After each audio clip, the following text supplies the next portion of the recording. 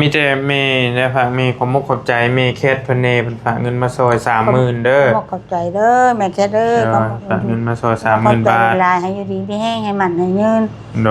ยให้หาเงินหาค่ำให้ร่ำให้รวยโดยขอบใจทั้งเมย์แคทเพิ่นได้หลายทั้งลูกก็กำลังดำเนินการให้ได้เงินใช้เงินไวๆให้แหละพี่น้องเพราะว่าเฮาก็จำเป็นต้องใช้คือพี่น้องเห็นนี่แหละพี่น้องเพราะว่าทุกอย่างเฮาต้องใช้จ่ายเบิดเป็นรายจ่ายเฮาบ่มีเฮาเป็นคนต่างชาติว่ายังไงเฮาบ่มีบัตรทองบัตรหยังคือเพิ่นคือยายเราเว้าโอ้ข่อย30 บาทจบข้าวแล้วทุกโลกนะสบายเนาะเพิ่นมีบัตรเด้เพิ่นมีบัตรเฮาต้องเสียทุกอย่างเนาะแต่ว่าดีแล้วเพิ่นรักษาให้กับบุญแล้วพี่น้องเพิ่นรักษาให้เศร้าเลยโอ้ยสาธุแล้ว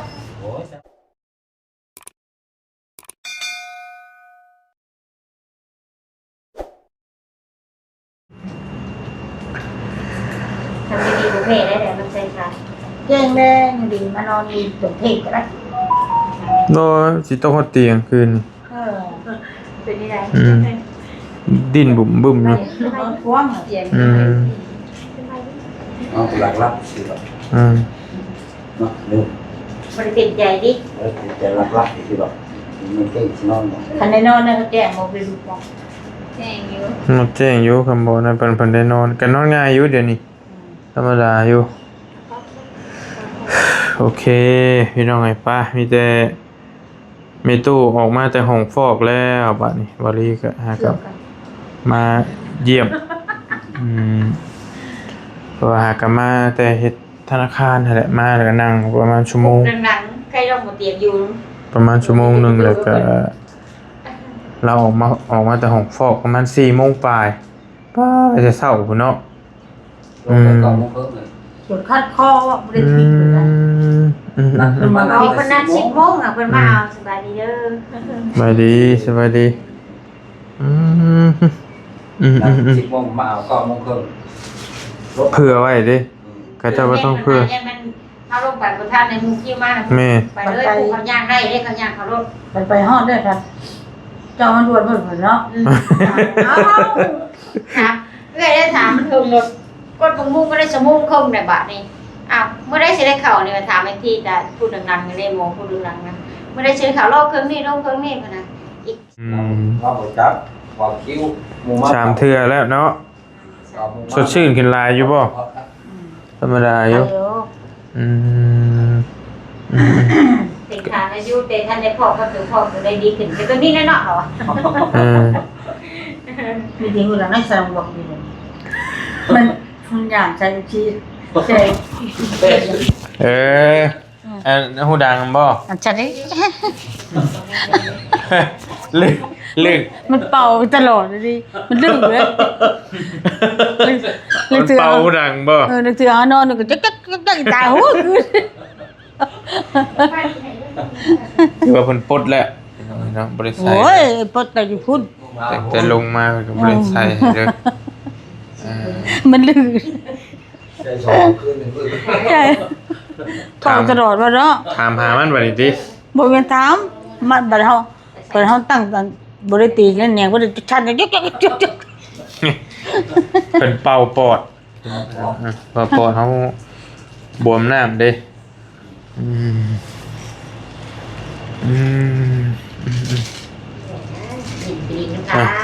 สวัสดีเด้อคืนที่5แล้วนี่บ่จะคืนน่ะนี่เอาอยู่นี่เข้าได้บ่หามาแรงนี้บ่รวมกับปิ่นบ่ปิ่นกันรวมกับปิ่นเป็น6เนาะ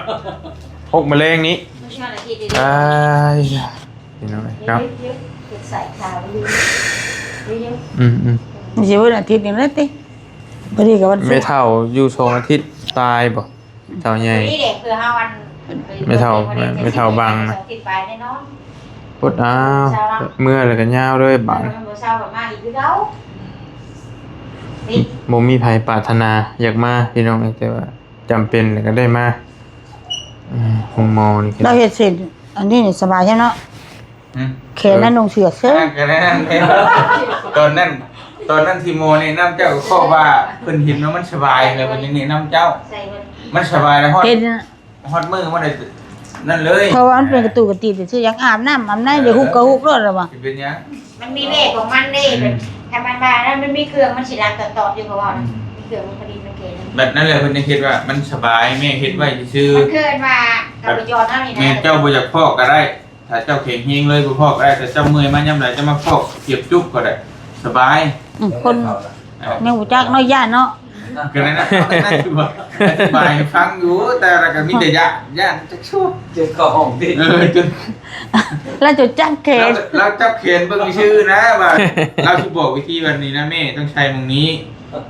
นี่แต่บ่โอ้ขอแล้วขอเลย ถอยบ่ถอยโต้ตาต้านออกมาติ ตอนนั้นน่ะคือบ่ได้พาแต่ว่าเรา ชุ เข้า บไปชื่อชุบไปชื่อกระเช้าตอนนั้นน่ะเป็น ไปบอกว่าแม่ต้องเฮ็ดแบบนี้นะต้องใช้นี้มันต้องกลัวมันไม่เจ็บหรอกเพราะว่าค่อยทำดีที่สุดค่อยๆทำเราแต่ว่าชุดแต่ว่ายะมันท่านนักท่านหรอวะท่านได้นักหลายมันนั่นอยู่มันนักหลายคุ้มค่าแต่ว่าแบบนี้เดี๋ยวตัวเป็นยังแล้วก็เจ็บชอมเสื้อนะในคอหันก็ได้ เฮาไปกินข้าวกินนี่ก็ย้ายเนาะวันเนาะอันเป็นไตเนี่ยโอ้ยธรรมดาแล้วว่ะโรคไตเนี่ยต้องกลัว ว่าง่ายๆคือโรคมันรักษาได้ แม่นมันรักษาได้ เขามีเงินเนี่ยเขารักษาได้นะ ไม่ใช่เรื่องใหญ่เลย แต่ว่าคือบางคนนะครับเป็นมะเร็งนี่สิ อืม มีเงินแต่รักษาบ่ได้มะเร็งตายจริง เรามี เงินทั่วกองทุนหัวก็รักษาบ่ได้ ญาติเราเป็นมะเร็งสั่นอยู่เพื่อนน่ะ2 ปีอยู่ได้2 ปีคือกันเราแต่ว่าไตนี่โอ้ยธรรมดาเนาะ ธรรมดา คือว่ามันเป็นโรคแบบว่า โรคที่มัน ที่ว่าเขาคุ้นเคยน่ะนะไผก็ฮู้จักนะ โรคที่รักษาได้ รักษาได้ ว่าไงคือมันเขารักษาได้ว่าไงมันบ่ตายเลย มันจะฮู้จักแล้วบัดไปห้องหมอบ่มีห้องบ่นอน อย่างนั้นแหละ มีแต่คนเป็นโรค และเจ้าว่าเมื่อจมมีเพื่อนโอ้จะเป็นโรคเนี่ยคือเป็นแบบนี้หมู่คือบ่เป็นกูจะว่าโอ้บ่เป็น ใช่บ่ อันนี้โรงพยาบาลเดียวเนี่ยเจ้าไปเบิ่งสมมุติโรงพยาบาลใหญ่ๆคือขอนแก่นนอนคืออยู่คืออันคนไปเบิ่งหมอลำเรื่องเป็นแถวอยู่ ประเทศห้องเดียวในห้องสอง โอ้ยโทษจักชั้นจะอยู่หั่น อยู่หันมีอีกได้ฮะ อันนี้ชั้นเดียวห้องเดียวแล้วจะอยู่หั่นน่ะ คนละข้าง วันนี้มันชั้นหนึงมันมีจังห้อง อืม มันจะเท่าไหร่พันเท่าไหร่หมื่นคน คนละมีกัน อืม เจ้าเรือบ่ไปเห็นอย่างอื่นอยู่แต่เฮือนว่าคนอื่นบ่เป็น โล แต่ อ เฮา ยู่ว่า ว่า อยู่บ้านตัวบ่มีไผเป็นเนาะ ถามเฮานี่ เป็นบ้านเป็นด้วยกัน เป็นบ่เป็นได้ไหนเนาะ ต้องเอาพ่อเขาติดต้มมากๆสอ ที่ งรอบเป็นนั่นแหละ แม่นที่ว่าบางคนก็บ่จักมาแล้วพอก หลาย ฟอกเมื่อไหร่ตายน่ะคือเขาบ่จัก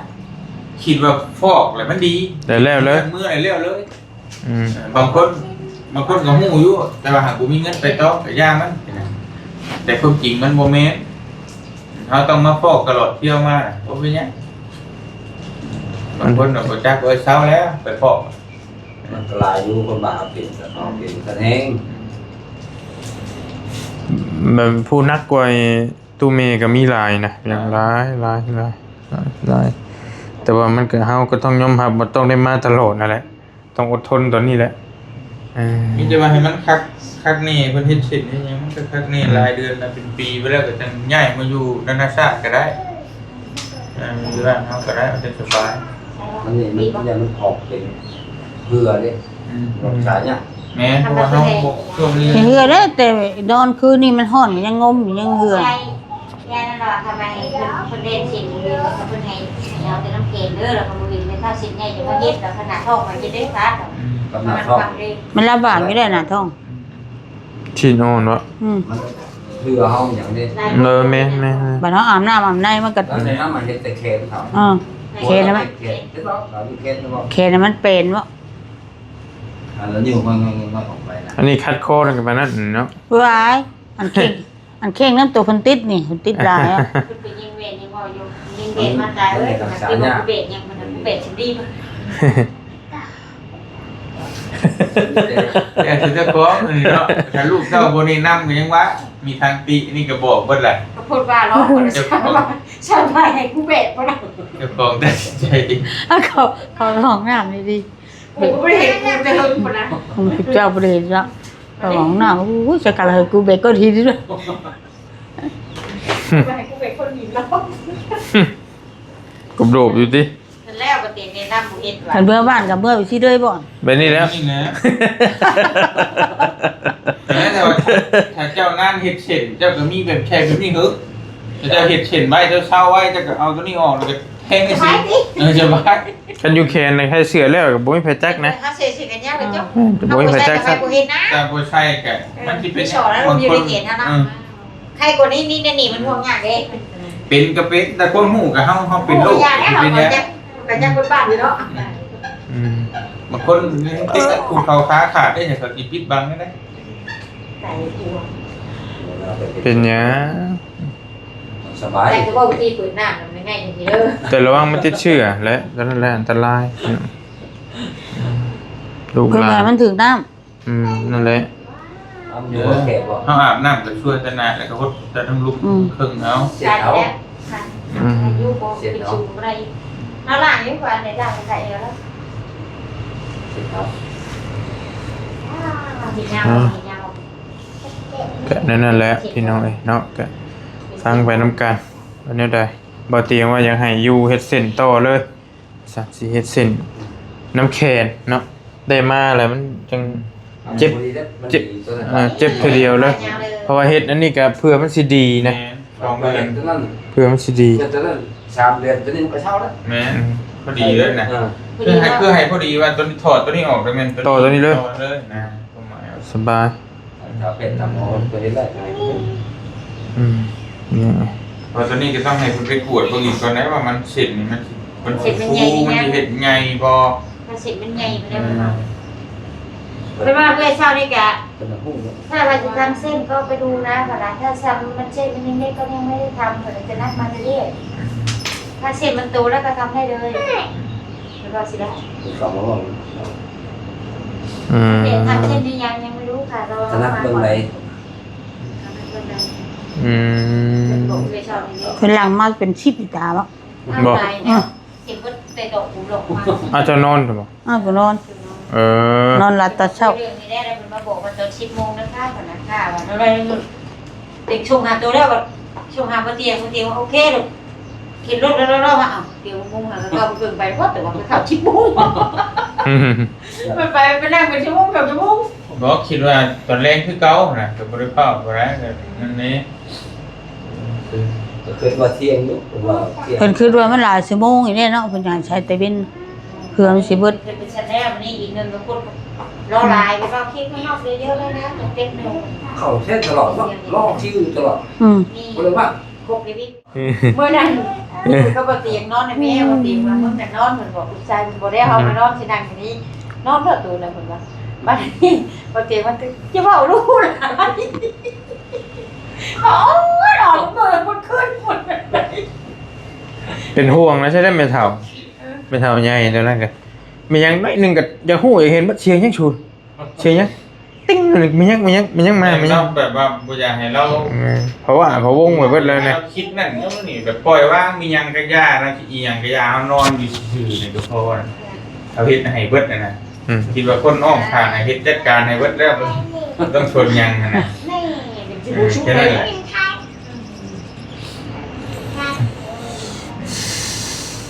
เข้าใจอยู่แต่ว่ามันเท่า อ้าวมีแต่นั่นแล้วกับอันเรื่องค่าใช้จ่ายกันยัง 2-3 มื้อเนาะ3 มื้อแล้วบ่ได้จ่ายแล้วก็ต้องว่ากันพี่น้องกับเงินแม่อันนี้เด้อยังบ่ทันได้แจ้งแม่ครับ มีผู้ใหญ่ใจดีเพิ่นชื่อว่าแม่แคทเพิ่นฝากมาซอยเจ้าเด้อ เลย เพิ่นโอนมา 30,000โอนมาแต่มื้อก่อนๆนั่นแหละ ใจเด้อ ทางแม่เพิ่นบ่รีบว่ากำลังสิไปถอนรถบัญชีถูกระงับซ้ำเอ้ยขอโทษแม่หลายๆก็บ่คิดว่ามันสิเป็นแบบนี้บ่รีก็ได้ เงินยังบ่ทันมาถึงมือแม่ครับแต่ว่าก็บ่รีไปแก้ไขแล้วเพิ่นว่าให้รอฟังเบิ่งเพิ่นว่าธนาคารกำลังอยู่ในช่วงอ่าตรวจสอบบัญชีนะ เพราะว่าเดี๋ยวนี้บัญชีม้าบัญชีเถื่อนบัญชีมันเป็นในบัญชีม้ามันคือบัญชี ชิมากก็เป็นตัวแทนเฮ็ดเป็นตัวแทนเปิดบัญชีให้ได้ฝากเงินผิดกฎหมายว่าไงคือเจ้านี่เฮ็ดผิดกฎหมายเจ้าขายยาบ้าครับขึ้นแบล็คลิสต์เด้อ มันว่าบ้าแบบเดียวกันเนาะ ไปเปิดบัญชีบ่ได้เจ้าติดแบล็คลิสต์ได้ไป ไม่มี ให้ชักคนอื่นให้คนอื่นไปเปิดบัญชีให้แทนนะ ไม่แล้วให้ไปป่ะ เดี๋ยวว่า อายุเราไปก็ได้ ได้ป่ะไปเบิ่งนะ สองก้อนเนี่ยเรามีโชคน้ำตุ๋ยเนี่ย แทนคือมันเป็นเฮ็ดแทนนะเป็นแทนแล้วเอาคนที่ว่าเงินเฮ็ดผิดกฎหมายมาผักนะฮะแล้วแต่ให้เจ้าสมมุติเจ้าบริเหตุอย่างผิดนี่จะเปิดให้เขา หับจ้างเปิดบัญชีม้า แล้วก็เป็นตัวแทนให้ก็ให้ว่ากันสมมุติว่าเขามีเงิน10 ล้านที่ให้เจ้าเท่าไหร่เปิดให้ชื่อเอาชื่อเจ้าไปเปิดเป็นธนาคารชื่อนะแต่ว่าแอปในยุ่นเจ้าเบิดในยุ่นของเขาเบิดชื่อเจ้าไปถึง แค่ว่าเป็นชื่อเฮา แม่ แล้วเงินเราไปใช้ทั้งผิดกฎหมาย หมุนมาแล้วเขาไปใช่จักยังเลย หมุนเวียนไป แม่ ค่ามนุษย์มนิษย์ก็ว่าไปเป็นนั่นเนาะโอ้ยบ่มีดอกพี่น้อง เราประกันไว้ถ้าเจ้ามาชี้แจงได้นู่นนี่นั่นก็บ่เป็น จะไปชี้แจงเบิดแล้วเดี๋ยวรอเพราะคนเฮ็ดเรื่องนี้หลายเต็มอยู่พุ่นน่ะแต่ขอโทษขออภัยทั้งแม่เพิ่นได้หลายแหละก็บ่ท่านได้รับเงินสับบริแต่แม่เพิ่นก็ฝากมาซอยเรื่อยอยู่แต่เก่าก็บ่มีปัญหาหยังโดนกันทั่วหน้าแหละบ่ได้เป็นแต่บริเป็นกันสารพัดกับมื้อนี้สิตาเพิ่นสิมื้อพี่น้องสิพากันมื้อเปลี่ยนกันเรากันหลายมื้อละ5-6มื้อเลยแต่ให้บ่เตียงอยู่ กลับมาใหม่ แล้วก็ประตูอยู่2คนเพราะว่าแม่ก็ไข้ขึ้นแน่แล้วบ่ลีสิเมื่อส่งลูกสาวเลยแล้วก็อันนั้นก็บืนจังมาไม่แล้วก็จังว่ากันนะพี่น้อยอยู่6 โมงแล้วนี่ก็ อยู่ดีๆเส้นป้า ไปเพิ่มมาวานนี่ก็บรินางฮอดเฮือนเลยนะคือเหยียบปับมาเลยหันกันยังบ่ทันปิด6 โมงธนาคารก็เกี่ยวกับเพิ่นสิปิดอันนั้นนี่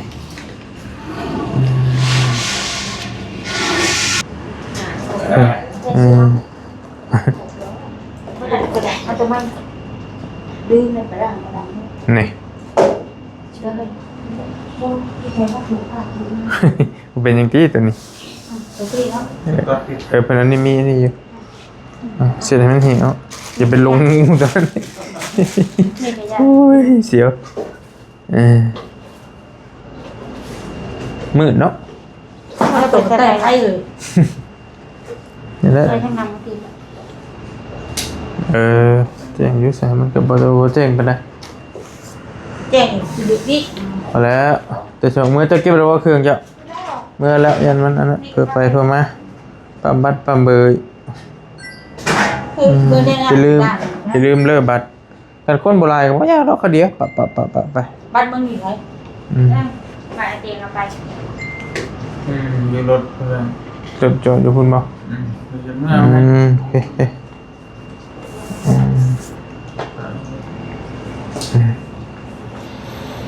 เฮ้อยู่ลมยาเนาะ เนี่ยบ่หรอก แม่ตัวเมื่อเนาะ นะครับ หายตึ้งมัน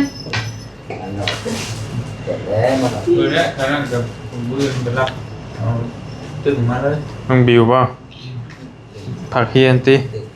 พักเยี่ยมแม่ก็จะถึงช่วง วันนี้ถ้าเขามาก็จะได้ไงเดี๋ยวเมื่อ ได้ เดินมาบางไม้อีกเดี๋ยวนี้เนาะ ได้เป็นยังเปลี่ยนกัน เดินกันเมื่อนะ มีแต่เมย์นะฝากเมย์ขอมกขอบใจเมย์แคทเพิ่นเน่เพิ่นฝากเงินมาซอย30,000เด้อ บอกขอบใจเด้อแม่แค่เด้อ ฝากเงินมาซอย ขอบ 30,000 ใจ บาท เวลาให้อยู่ดีที่แห้งให้มันให้เงิน โดย ให้หาเงินหาค่ำให้ร่ำให้รวย โดยขอบใจทั้งเมย์แคทเพิ่นได้หลาย ซอยเนาะ ทั้งลูกก็กำลังดำเนินการ เชื่อเขาว่า ให้ได้เงินใช้เงินไวๆให้แหละพี่น้องเพราะว่าเฮาก็จำเป็นต้องใช้คือพี่น้องเห็นนี่แหละพี่น้องเอ้ย ว่าทุกอย่างเฮาต้องใช้จ่ายเบิด เป็นรายจ่าย เฮาบ่มีเฮาเป็นคนต่างชาติว่ายังไงเฮาบ่มีบัตรทองบัตรหยังคือเพิ่นคือยายเราเว้าโอ้ข่อย30 บาทจบข้าวล่ะ ทุกโลกนะ สบายเนาะ เพิ่นมีบัตรเด้เพิ่นมีบัตรเฮาต้องเสียทุกอย่างเนาะแต่ว่าดีแล้วเพิ่นรักษาให้กับบุญแล้วพี่น้องรักษาให้เศร้าเลยโอ้ยสาธุแล้ว โอ้ยจับ เฮ็ดได้เลยไปแล้วจังว่ากันอยู่ดีมีแฮงเด้อพี่น้องเด้อเดินทางกลับก่อนบาดนี้เมื่อแล้วมาป้าเด้อ ให้ทราบให้เรา ใหม่ แข่งให้ดูเรื่อง พักผ่อนซะนอน ยากัน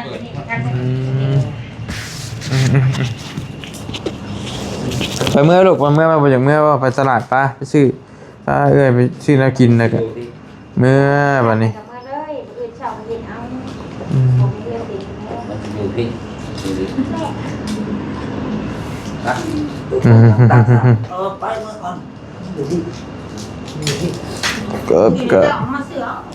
แต่ว่าทันอยู่ดอกนี่ใกล้ๆนี่ โอ้ย กินแล้วมีเงินกินแล้วมีเงินซื้อก็ ชื่อเด็ด มาสิเงินหลายบ่เห็น ไปลูกมา สัตว์เพิ่